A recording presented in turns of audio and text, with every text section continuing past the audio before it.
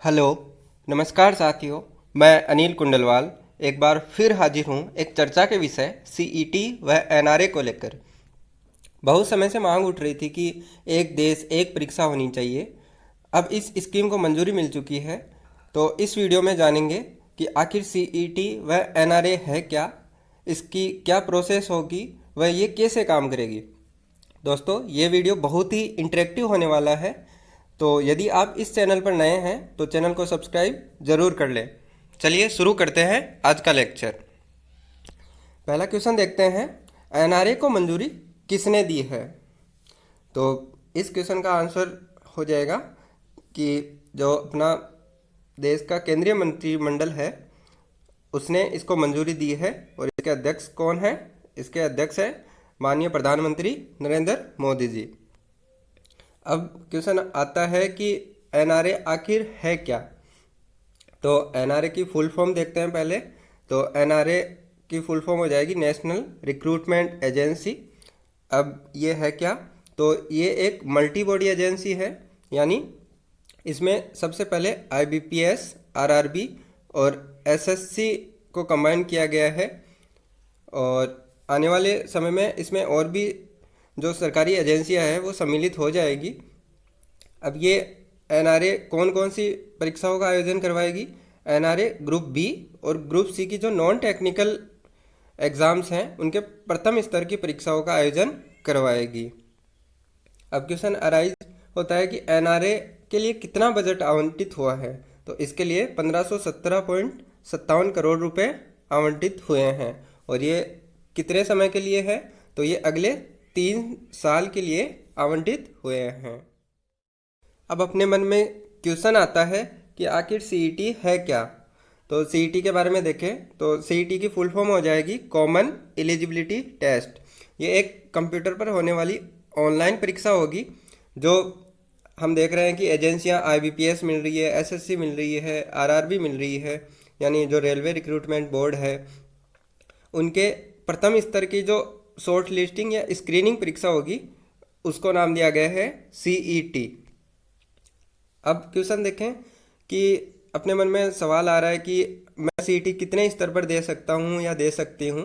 तो इसका आंसर हो जाएगा कि मैं 3 स्तर पर दे सकता हूँ। अब वो 3 स्तर कौन कौन से होंगे? पहला स्तर है मैट्रिक या सेकेंडरी स्तर, यानी जो 10th पास कर चुके हैं वो दे सकते हैं। दूसरा लेवल है हायर सेकेंडरी या सीनियर सेकेंडरी स्तर, यानी जो 12th क्लास पास कर चुके हैं वो दे सकते हैं।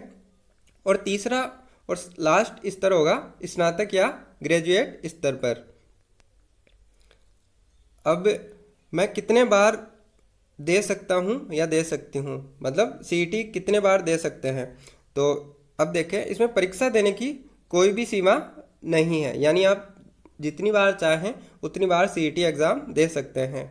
बस इसमें यह ध्यान रखना है कि ऊपरी आयु के बाद में आपको एग्ज़ाम देना पॉसिबल नहीं हो पाएगा। और जो ऊपरी आयु वाली सीमा है वो अभी डिसाइड की जाएगी। और इसमें भी विधिवत आरक्षण होगा, यानी कि जो ओबीसी, एससी, एसटी को संविधान में जितना रिजर्वेशन दिया गया है ऊपरी आयु में उतना दिया जाएगा। अब देखते हैं सीईटी का आयोजन कब कब होगा। सीईटी का आयोजन 1 वर्ष में 2 बार होगा, यानी हर 6 माह के बाद में सीईटी का आयोजन किया जाएगा। अब क्वेश्चन आता है कि सीईटी का स्कोर कार्ड कब तक और कौन सा मान्य रहेगा। तो इसमें जो सबसे अधिक अंक वाला होगा, यानी आपने जितनी बार भी सीईटी दिया है उसमें सबसे अधिक अंक वाला जो सीईटी का स्कोर कार्ड होगा वो मान्य होगा। और ये कब तक वैलिड रहेगा? ये परीक्षा के परिणाम घोषित होने के 3 साल बाद तक वैलिड रहेगा। अब देखते हैं सीईटी के परीक्षा केंद्र कहाँ होंगे। तो इसमें सबसे अच्छा बेनिफिट दिया जाएगा सीईटी में कि जो भी परीक्षार्थी हैं उनके गृह जिले में ही जो परीक्षा के केंद्र हैं वो आवंटित किए जाएंगे। अब है कि सीईटी की परीक्षा में भाषा का माध्यम क्या होगा। तो मेनली होंगे हिंदी और अंग्रेजी। और इसके अलावा संविधान में जितनी भी उल्लिखित भाषाएं हैं, यानी 22 भाषाएं अपने संविधान में उल्लिखित है, उन सभी भाषाओं में अपन सीईटी दे सकते हैं। अपने से ऑप्शन मांगे जाएंगे कि आप कौन सी भाषा में सीईटी देना चाहते हैं। अब देखते हैं सीईटी की कार्यप्रणाली को समझने के लिए एनआरए क्या करेगा आगे, कि एनआरए क्या प्लान करेगा। तो सभी परीक्षार्थियों के लिए मॉक टेस्ट की सुविधा दी जाएगी, यानी जो भी दूर दराज या गांव में स्टूडेंट्स तैयारी कर रहे हैं उनके लिए ऑनलाइन मॉक टेस्ट की सुविधा भी एनआरए प्रोवाइड करवाएगा। और इसके लिए एक 24/7 हावर का शिकायत निवारण पोर्टल बनाया जाएगा, जिस पे आप अपनी भी कुछ भी सुझाव हैं या शिकायतें हैं वो दर्ज करवा सकते हैं और उनका सॉल्यूशन पा सकते हैं। अब देखें कि सीईटी परीक्षा का पाठ्यक्रम क्या होगा। तो सीईटी परीक्षा का पाठ्यक्रम अभी घोषित नहीं हुआ है, वो जल्द ही घोषित कर दिया जाएगा, लेकिन यह है कि एक स्तर के लिए समान होगा और हर स्तर के लिए अलग अलग, यानी जो सेकेंडरी स्तर चूज करेंगे उन सभी के लिए एक ही पाठ्यक्रम होगा। जो सीनियर सेकेंडरी चूज करेंगे या सीनियर सेकेंडरी वाली सीईटी परीक्षा में बैठेंगे उनके लिए एक ही होगा, और जो स्नातक स्तर पे बैठेंगे उनके लिए सीईटी परीक्षा का पाठ्यक्रम या सिलेबस सेम होगा। और सिलेबस में वही आएंगे GK, GS, current affair, math, Hindi और इंग्लिश, यही आने के पूरे पूरे चांस हैं। अब आगे देखते हैं कि सीईटी परीक्षा प्रणाली लागू होने से हमें क्या फ़ायदा होगा। तो सबसे बड़ा फ़ायदा ये होगा कि जो परीक्षाएं हैं वो समय पे पूर्ण हो जाएगी, यानी परीक्षाओं के पूर्ण होने में समय बहुत ही कम लगेगा। दूसरा लाभ देखें तो पूर्ण पारदर्शिता होगी। तीसरा देखेंगे अलग अलग परीक्षाओं के पाठ्यक्रम की तैयारी करने का झंझट खत्म हो जाएगा, यानी कोई एसएससी की तैयारी कर रहा है तो वो एसएससी के सिलेबस के अकॉर्डिंग पढ़ता है, रेलवे की तैयारी कर रहा है तो वो रेलवे के अलग पाठ्यक्रम की तैयारी करता है, यदि बैंक की तैयारी कर रहा है तो उसको बैंक वाले सिलेबस को पढ़ना पड़ता है। अब इस सीईटी परीक्षा प्रणाली लागू हो जाएगी तो उसके बाद में उसको एक कॉमन सिलेबस की तैयारी करनी होगी और अलग अलग परीक्षाओं की तैयारी करने का जो झंझट है वो ख़त्म हो जाएगा। उसके बाद में एक अगला वो फ़ायदा देखते हैं कि परीक्षा केंद्र पास में रहने से समय और पैसों की बचत हो जाएगी।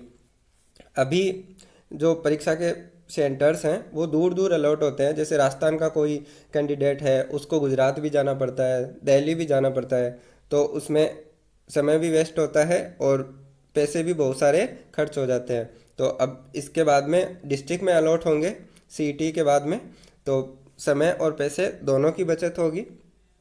और देखें इसका लाभ देखें तो एक ही परीक्षा से कई नौकरियों के अवसर मिल जाएंगे, यानी हमने जब सीईटी उत्तीर्ण कर ली तो मेरिट के बेस पे आप बैंक में भी जा सकते हो, एसएससी में भी जा सकते हो, रेलवे में भी जा सकते हो, इवन जो अदर गवर्नमेंट एजेंसियां हैं या कंपनियां हैं और आप प्राइवेट सेक्टर्स में आप जो स्कोर होगा सीईटी का उसके अनुसार आप अप्लाई कर सकते हैं।